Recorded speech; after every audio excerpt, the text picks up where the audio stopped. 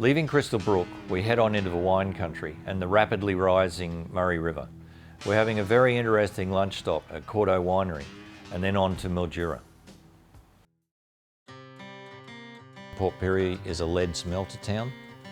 About a month before the event, the local lead smelter had to shut down and they needed to get maintenance in. So they had to exercise a right to be able to get a majority of accommodation within the area for contractors.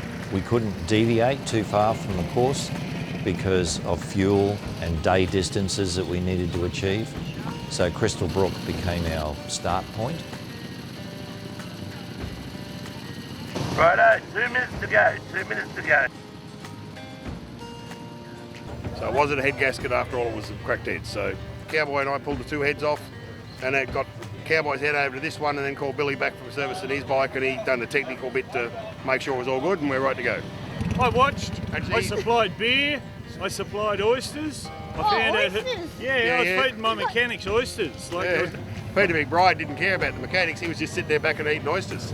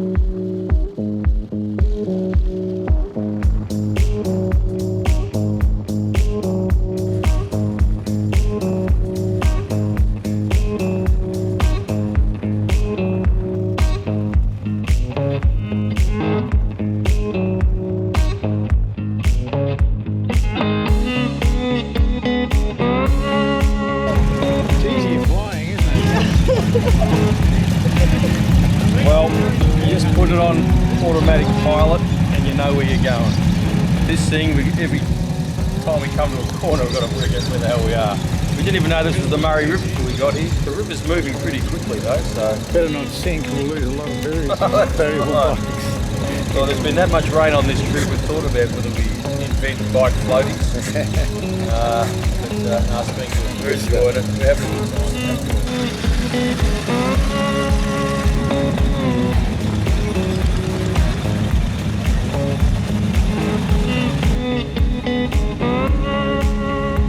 From Crystal Brook we were heading to Mildura, which was one of our bigger days. It was around 490 k's. And we had to navigate floodwaters along the way. So we had to change the route slightly to get us around some floodwaters. And to split the trip up a little bit, we decided to stay at a winery for lunch, which would give people a chance to gear down, have a bit of a rest, and then hit the extra part to Mildura that afternoon.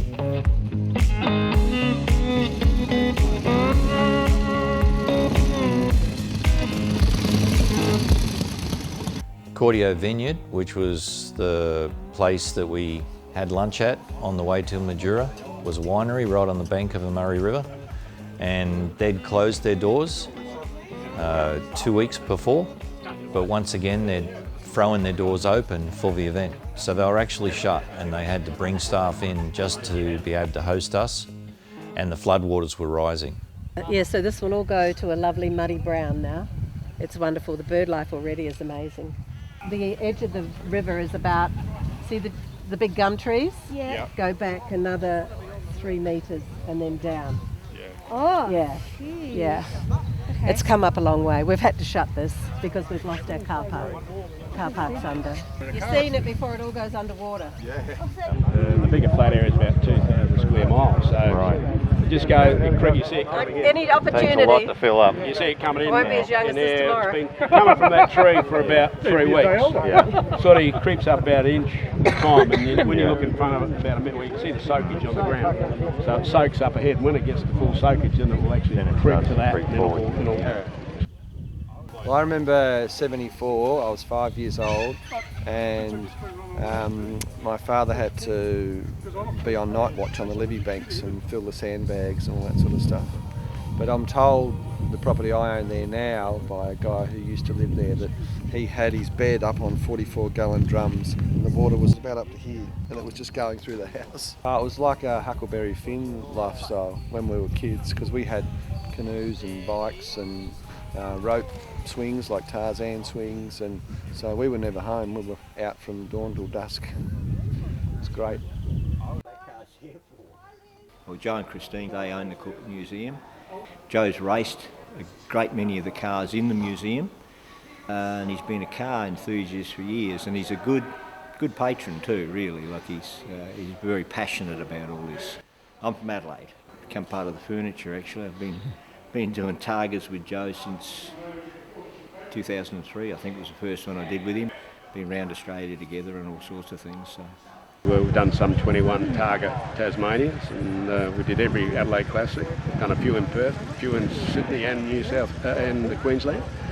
And we've done the London Sydney, the Panama Alaska, London Mexico, and done 2 La Carreras in Mexico, and a few others on a small scale. My oldest favourite is my 1916 Hudson Boattail Speedster. I think that's just beautiful. That's sort of a one-off. But the other vehicle is my 1951 Jowett Jupiter. But then again, I'm not selling any of them because I love my war model Jeep as well, along with the Zephyr, Lincoln Zephyr up there, the V12. I think it's probably a bit like what we see in America, but obviously we don't have the population of America, but there's a lot of people, a lot of guys throughout, whatever, that have collections of bikes and cars and pretty much old stuff, because that's what we like. And it's scattered right through a lot of these towns, and I wasn't surprised to really see them. They're just tucked away and we never hear of them because we never get up there.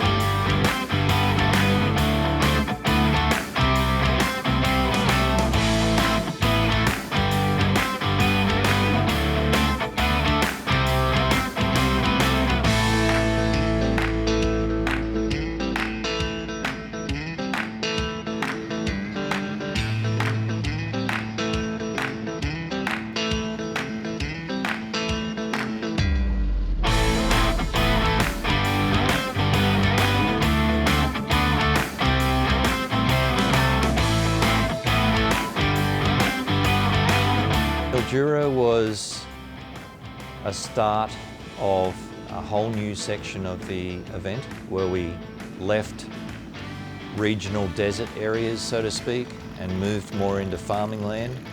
The fruit bowl of Australia, running along the Murray, lots of citrus fruit, lots of grapes being grown, and lots of other types of farming.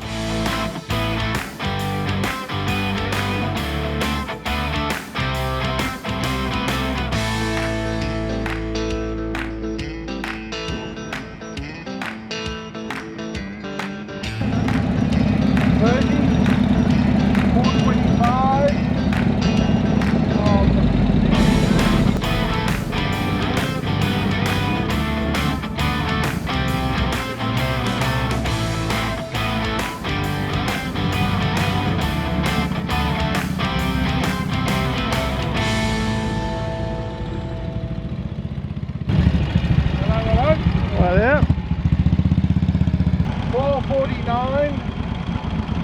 Yeah, all the way, no back up. No back up. So Mildura was a big town which we were able to stop at, all stay in a big caravan park there which hosted an event for us once again, and the floodwaters were rising. You could really see it there. Once you got to Mildura, you could just see how high and how fast the Murray was flowing and what was to come ahead of us. Arriving at Mildura for day 9, we covered over 400 kilometres with a quarter of the field still on 4 points. How's it been? Yeah, good. Are you good. following or riding, or what are you doing? No, riding this one. She's been good. She's been really good. What is it? It's a 46 Indian. He's a princess, he never gets his hands dirty. I don't need to. It's the Harleys that are breaking down. The most laziest Indian rider around, they call him Chief Sitting Bull, or Hemorrhoid. Oh, no, it's number 38. 38. And it's a knuckle.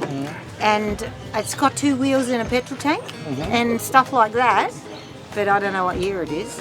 Come on, Baz, quick, what year? 38, okay. And then we have 2 other knuckles in our group and then a flatty.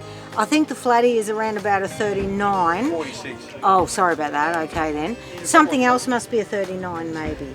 There we go, we've got a 39 knuckle here and then a 46 knuckle down that end for Cliff. And then this is a 1998 coaster bus, with, which is doing very well also. And who's the driver of the coaster? And Warren is the wonderful driver, and I give him lots of instructions. I bet you do. She's got the licence. That's right.